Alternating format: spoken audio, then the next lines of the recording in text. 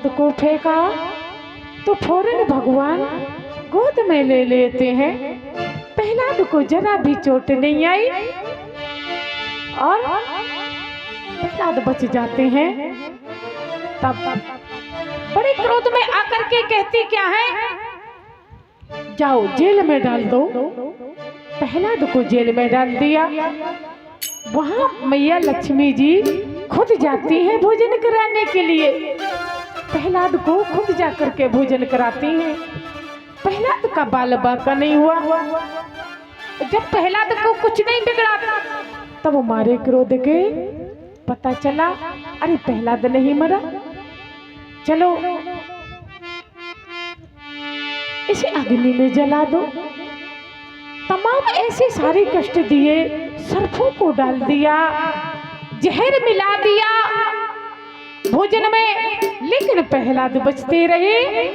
अंत में इन्होंने क्या किया, इसकी बुआ आती है।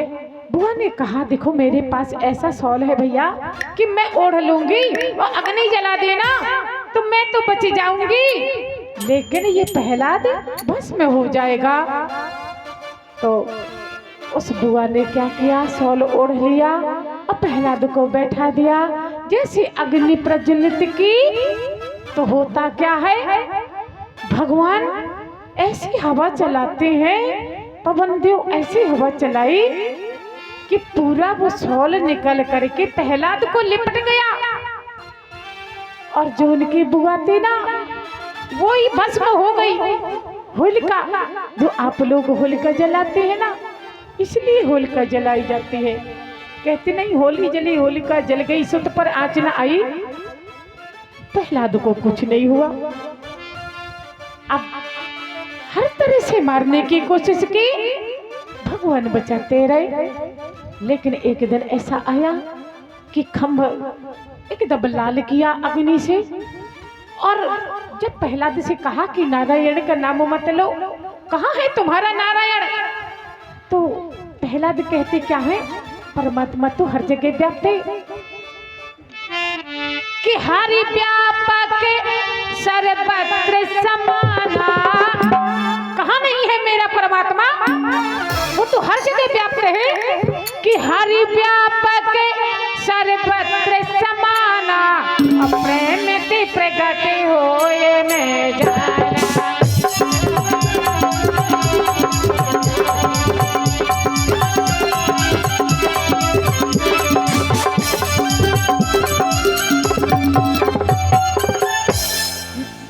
कहने लगा कि देखो तुम्हारा परमात्मा इस खंबे में है।